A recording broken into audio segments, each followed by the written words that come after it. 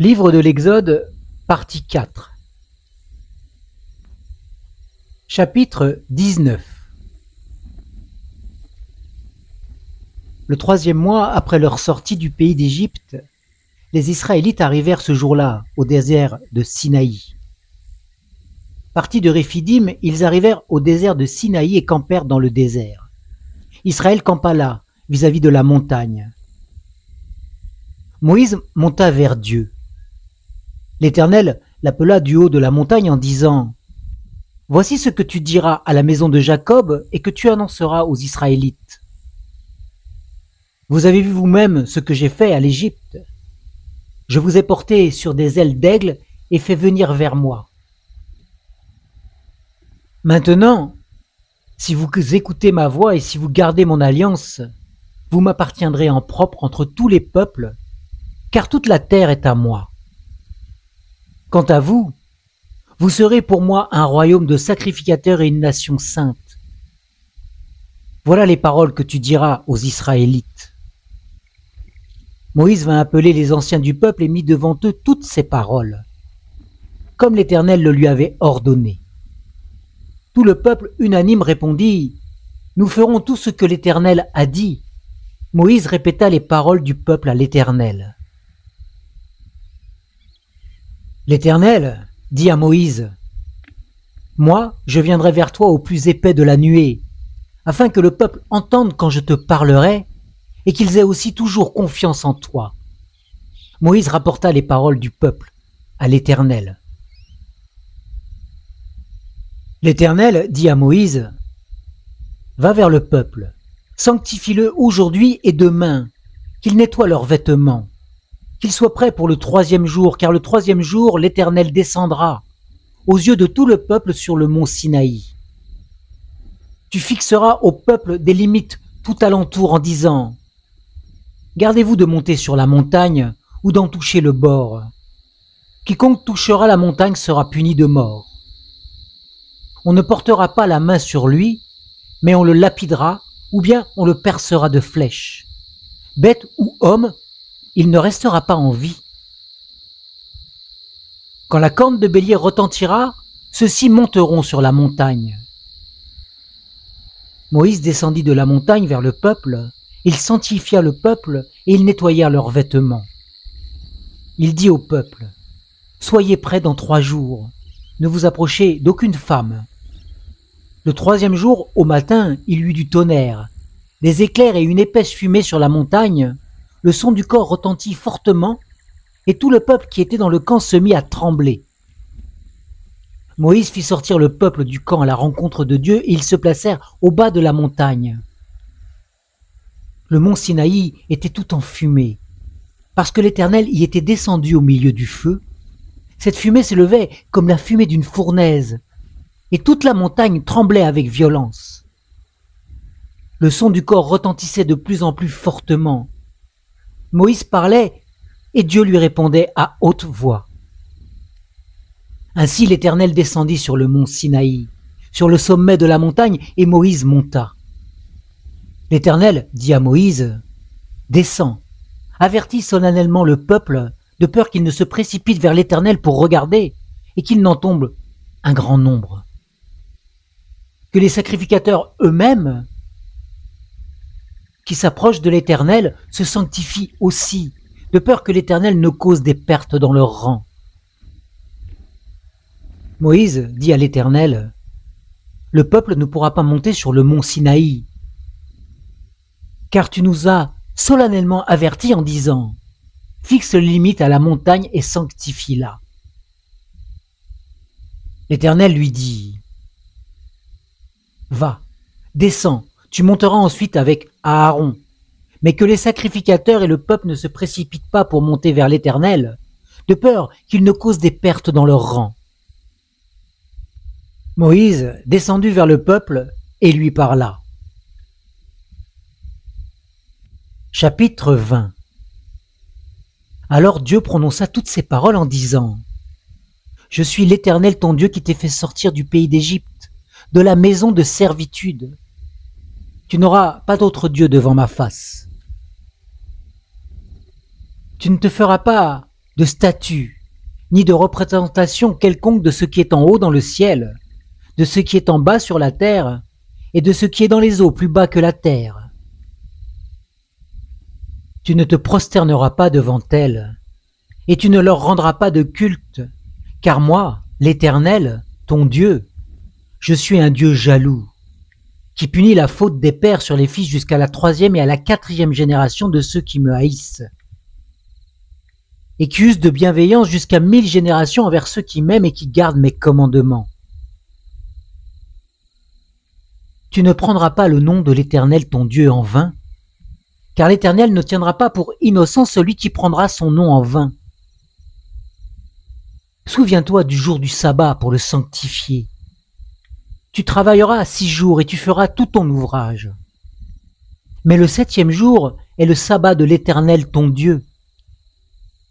Tu ne feras aucun ouvrage, ni toi, ni ton fils, ni ta fille, ni ton serviteur, ni ta servante, ni ton bétail, ni l'étranger qui réside chez toi. Car en 6 jours l'Éternel a fait le ciel, la terre, la mer et tout ce qui s'y trouve, et il s'est reposé le 7e jour. C'est pourquoi l'Éternel a béni le jour du sabbat et l'a sanctifié. Honore ton père et ta mère afin que tes jours se prolongent sur la terre que l'Éternel ton Dieu te donne. Tu ne commettras pas de meurtre, tu ne commettras pas d'adultère, tu ne commettras pas de vol, tu ne porteras pas de faux témoignages contre ton prochain. Tu ne convoiteras pas la maison de ton prochain, tu ne convoiteras pas la femme de ton prochain, ni son serviteur, ni sa servante, ni son bœuf, ni son âne, ni rien qui soit à ton prochain. Tout le peuple observait le tonnerre, les éclairs, le son du corps et la montagne fumante. À ce spectacle, le peuple tremblait et se tenait dans l'éloignement. Ils dirent à Moïse, « Parle-nous toi-même, et nous écouterons, mais que Dieu ne nous parle pas, de peur que nous ne mourions. » Moïse dit au peuple, « Soyez sans crainte, car c'est pour vous mettre à l'épreuve que Dieu est venu, et c'est pour que vous ayez pour lui de la crainte, afin de ne pas pécher. » Le peuple se tenait dans l'éloignement, mais Moïse s'approcha de la nuée où était Dieu. L'Éternel dit à Moïse, « Tu parleras ainsi aux Israélites. Vous avez vu que je vous ai parlé du ciel. Vous ne ferez pas à côté de moi des dieux d'argent ni des dieux d'or. Vous ne vous en ferez pas. Tu me feras un autel de terre sur lequel tu offriras tes holocaustes, tes sacrifices de communion, ton petit et ton gros bétail. Partout où je rappellerai mon nom, je viendrai vers toi et je te bénirai. Si tu fais un autel de pierre, tu ne le bâtiras pas en pierre taillée, car en brandissant ton outil sur la pierre, tu la profanerais. Tu ne monteras pas à mon autel par des marches, afin que ta dignité ne soit pas découverte. Chapitre 21. Voici les ordonnances que tu placeras devant eux. Lorsque tu achèteras un esclave hébreu, il servira pendant 6 années, mais la 7e année, il sortira libre, sans rien payer.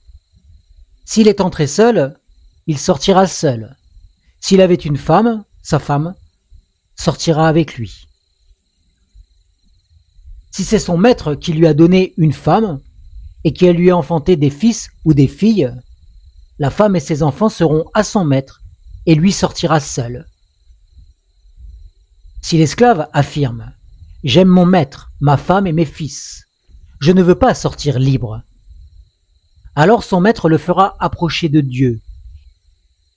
Il le fera approcher du bâton ou du montant de la porte. Son maître lui percera l'oreille avec le poinçon et l'esclave sera pour toujours à son service. Lorsqu'un homme vendra sa fille pour être esclave, elle ne sortira pas comme sortent les esclaves. Si elle déplaît à son maître qui se l'était destiné, il facilitera son rachat, mais il n'aura pas le pouvoir de la vendre à un peuple étranger après lui avoir été infidèle. S'il la destine à son fils, il agira envers elle selon le droit des filles.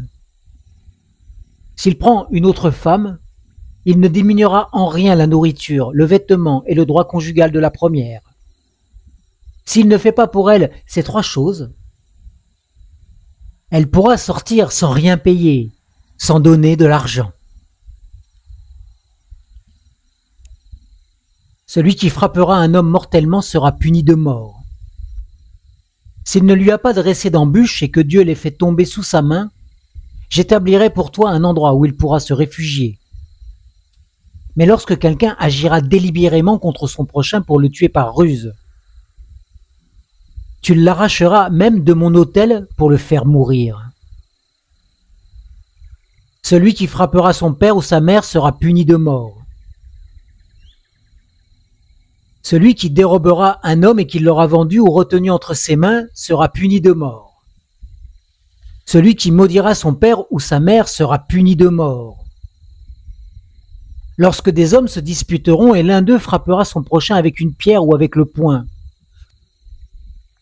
sans que ce dernier meure, mais s'il doit s'aliter, s'il peut ensuite se lever et se promener dehors avec une canne, celui qui l'aura frappé sera acquitté.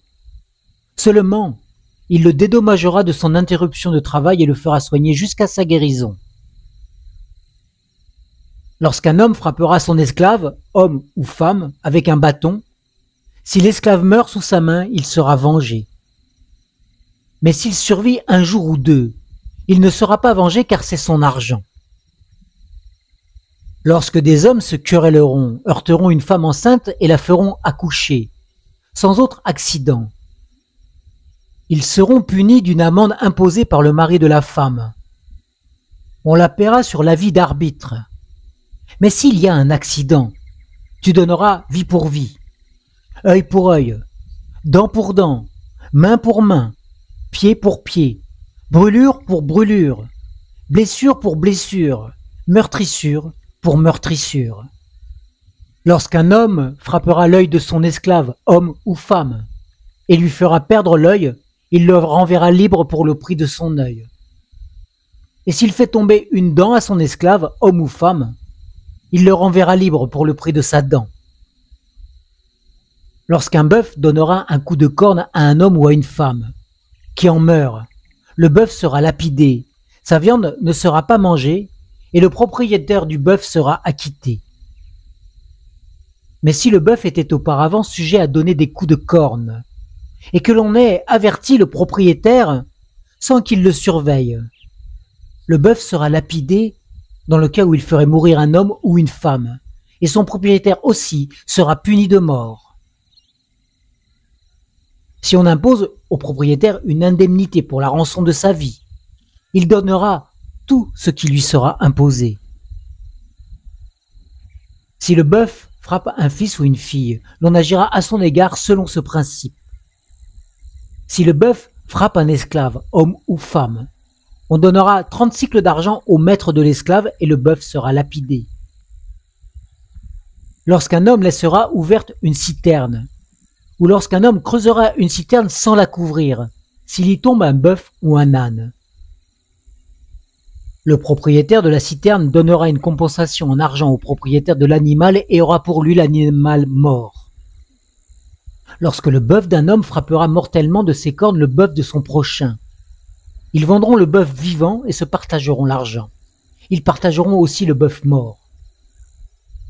Mais s'il est reconnu que le bœuf était auparavant sujet à donner des coups de corne, sans que son propriétaire l'ait surveillé, ce propriétaire donnera en compensation bœuf pour bœuf et aura pour lui le bœuf mort. Lorsqu'un homme volera un bœuf ou un agneau, s'il l'égorge ou le vend, il restituera 5 bœufs pour le bœuf et 4 pièces de petit bétail pour l'agneau. Chapitre 22. Si le voleur est surpris en cours d'effraction et qu'il soit frappé et meurt, on ne sera point coupable de meurtre envers lui. Mais si le soleil était levé, on serait coupable de meurtre envers lui. Il donnera une compensation s'il n'a rien. Il sera vendu pour son vol. Si ce qu'il a dérobé, bœuf, âne ou agneau, se trouve encore vivant entre ses mains, il donnera une compensation au double. Lorsqu'un homme fera du dégât dans un champ ou dans une vigne, et qu'il enverra son bétail paître dans le champ d'autrui, il donnera en compensation le meilleur produit de son champ et le meilleur produit de sa vigne. Lorsqu'un feu éclatera et rencontrera des chardons, si du blé en gerbe ou sur pied, ou bien le champ est consumé, celui qui a causé l'incendie donnera une compensation. Lorsqu'un homme donnera à son prochain de l'argent ou des objets à garder, si on les vole dans la maison de ces derniers, le voleur donnera une compensation au double, dans le cas où il serait retrouvé. Si le voleur n'est pas retrouvé, le maître de la maison s'approchera devant Dieu pour déclarer qu'il n'a pas porté la main sur le bien de son prochain. Dans toute affaire frauduleuse concernant un bœuf, un âne, un agneau, un vêtement ou un objet perdu au sujet duquel on dira « c'est cela », le litige des deux parties ira jusqu'à Dieu. Celui que Dieu condamnera donnera à son prochain une compensation au double. Lorsqu'un homme donnera à garder à son prochain un âne, un bœuf, un agneau ou une bête quelconque qui meurt, se casse un meuble ou soit enlevé sans que personne l'ait vu, le serment au nom de l'Éternel interviendra entre les deux parties. Et celui qui a gardé l'animal déclarera qu'il n'a pas porté la main sur le bien de son prochain. Le propriétaire de l'animal acceptera le serment et l'autre ne donnera pas de compensation. Mais si l'animal a été volé chez lui, il donnera une compensation au propriétaire. Si l'animal a été déchiré, il le produira en témoignage et ne donnera pas de compensation pour ce qui a été déchiré. Lorsqu'un homme empruntera à son prochain une bête qui se casse un membre ou qui meurt en l'absence du propriétaire, il donnera une compensation. Si le propriétaire est avec lui, il ne donnera pas de compensation. Si l'animal a été loué, le prix du louage suffira. Lorsqu'un homme séduira une vierge qui n'est pas fiancée, et qu'il couchera avec elle, il paiera sa dot, puis il la prendra pour femme. Si le père refuse net de la lui accorder, il paiera en argent la valeur de la dot des vierges. Tu ne laisseras pas vivre une sorcière. Quiconque couche avec une bête sera puni de mort. Celui qui offre des sacrifices à d'autres dieux qu'à l'Éternel, seul sera voué à l'interdit. Tu n'exploiteras pas l'immigrant et tu ne l'opprimeras pas, car vous avez été des immigrants dans le pays d'Égypte. Vous n'accablerez pas la veuve ni l'orphelin. Si tu les accables et qu'ils crient à moi, je saurai entendre leurs cris. Ma colère s'enflammera et je vous tuerai par l'épée. Vos femmes deviendront veuves et vos enfants orphelins. Si tu prêtes de l'argent à quelqu'un de mon peuple, au malheureux qui est avec toi, tu ne seras pas à son égard comme un créancier. Tu n'exigeras pas de lui un intérêt. Si tu prends en gage le vêtement de ton prochain, tu lui rendras avant le coucher du soleil, car c'est sa seule couverture. C'est le vêtement qu'il a sur la peau. Dans quoi coucherait-il? S'il crie à moi, je l'entendrai, car je fais grâce. Tu ne maudiras pas Dieu et tu ne prononceras pas d'imprécation contre le prince de ton peuple. Tu ne différeras pas de m'offrir ta pleine cuvée et ta redevance d'huile. Tu me donneras le premier-né de tes fils. Tu feras de même pour ton gros et ton petit bétail. Le premier-né restera 7 jours avec sa mère. Le 8e jour, tu me le donneras. Vous serez pour moi des hommes saints. Vous ne mangerez pas de chair déchirée dans les champs, vous la jetterez aux chiens. Chapitre 23. Tu ne colporteras pas de faux bruits. Tu ne prêteras pas la main aux méchants en étant témoin à charge.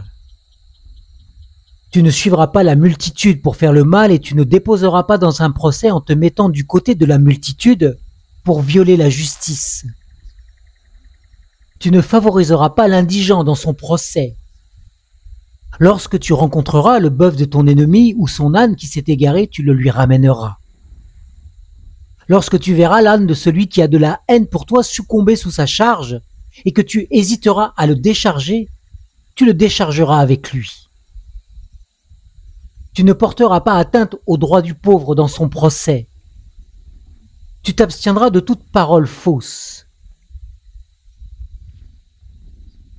Tu ne feras pas mourir l'innocent et le juste, car je ne considérerai pas le méchant comme juste.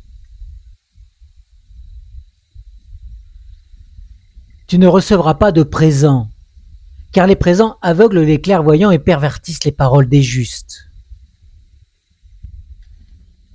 Tu n'opprimeras pas l'immigrant.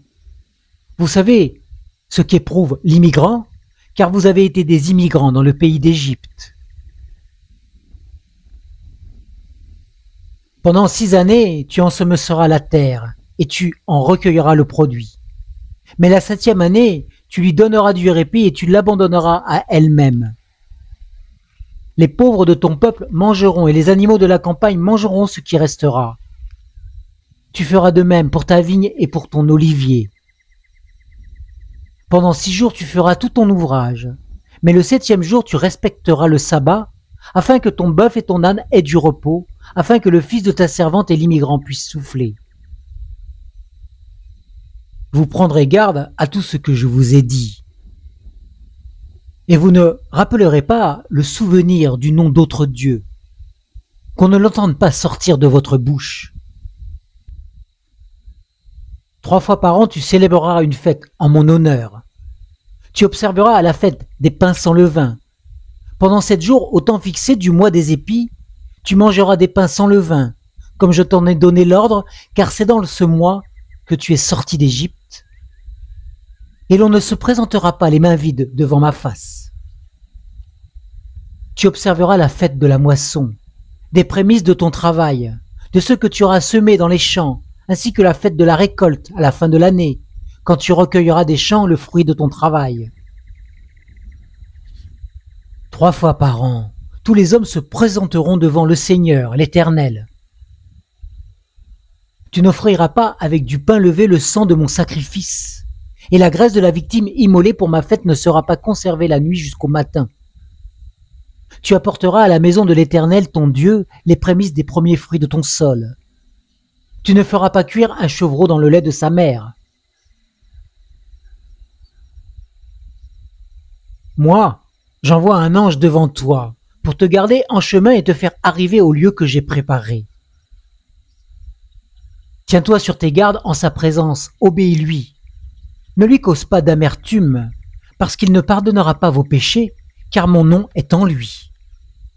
Mais si tu obéis, et si tu fais tout ce que je te dirai, je serai l'ennemi de tes ennemis et l'adversaire de tes adversaires.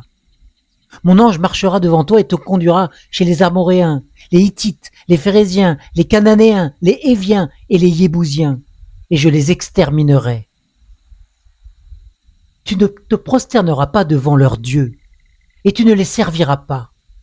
Tu n'agiras pas comme ils agissent, mais tu les abattras et tu briseras leurs stèles. Vous servirez l'Éternel, votre Dieu. Il bénira votre pain et votre eau, et j'écarterai la maladie du milieu de toi. Il y aura dans ton pays ni femme qui avorte, ni femme stérile. Je te ferai parvenir à un âge avancé. J'enverrai ma terreur devant toi. Je mettrai en déroute tous les peuples chez lesquels tu iras. Et je ferai s'enfuir devant toi tous tes ennemis. J'enverrai les frelons devant toi, et ils chasseront loin de toi les Héviens, les Cananéens et les Hittites. Je ne les chasserai pas en une seule année loin de toi, de peur que le pays ne soit désolé et que les animaux sauvages ne se multiplient contre toi.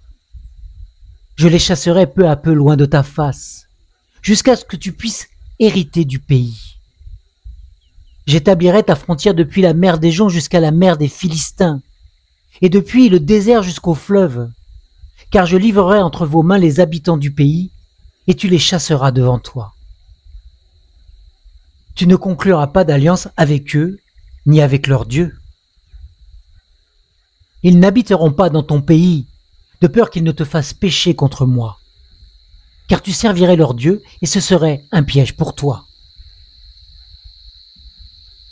Chapitre 24. Dieu avait dit à Moïse: « Monte vers l'Éternel, toi-même ainsi qu'Aaron, Nadab et Abihu et 70 des anciens d'Israël. Et vous, vous vous prosternerez de loin. » Moïse s'approchera seul de l'Éternel. Les autres ne s'approcheront pas, et le peuple ne montera pas avec lui. Moïse vint rapporter au peuple toutes les paroles de l'Éternel et toutes les ordonnances. Le peuple entier répondit d'une même voix: « Nous exécuterons toutes les paroles que l'Éternel a dites. » Moïse écrivit toutes les paroles de l'Éternel, puis il se leva de bon matin. Il bâtit un autel au pied de la montagne, ainsi que 12 stèles pour les 12 tribus d'Israël. Il envoya de jeunes Israélites pour offrir des holocaustes et pour immoler des taureaux en sacrifice de communion à l'Éternel. Moïse prit la moitié du sang, qu'il mit dans des bassines, et répandit l'autre moitié du sang sur l'autel. Il prit le livre de l'Alliance et le lut au peuple. Ils dirent: « Nous exécuterons tout ce que l'Éternel a dit et nous obéirons. » Moïse prit le sang et le répandit sur le peuple en disant: « Voici le sang de l'alliance que l'Éternel a conclue avec vous sur la base de toutes ces paroles. » Moïse monta avec Aaron, Nadab, Abihu et 70 des anciens d'Israël. Ils virent le Dieu d'Israël sous ses pieds. C'était comme un ouvrage de saphir étincelant, comme le ciel lui-même dans sa pureté. Il n'étendit pas la main sur l'élite des Israélites. Ils eurent une vision de Dieu, puis ils mangèrent et burent. L'Éternel dit à Moïse: « Monte vers moi sur la montagne et reste là. Je te donnerai les tables de pierre, la loi et le commandement que j'ai écrits pour les enseigner. » Moïse se leva avec Josué son assistant, et Moïse monta sur la montagne de Dieu. Il dit aux anciens: « Attendez-nous ici, jusqu'à ce que nous revenions auprès de vous. Voici qu'Aaron et Our sont avec vous. Si quelqu'un a une affaire à régler, c'est à eux qu'il s'adressera. » Moïse monta sur la montagne et la nuée couvrit la montagne. La gloire de l'Éternel demeura sur le mont Sinaï, et la nuée le couvrit pendant 6 jours. Le 7e jour, l'Éternel appela Moïse du sein de la nuée. L'aspect de la gloire de l'Éternel était aux yeux des Israélites comme un feu dévorant au sommet de la montagne. Moïse pénétra au sein de la nuée et monta sur la montagne. Moïse fut sur la montagne 40 jours et 40 nuits. Fin de la partie 4 du livre de l'Exode.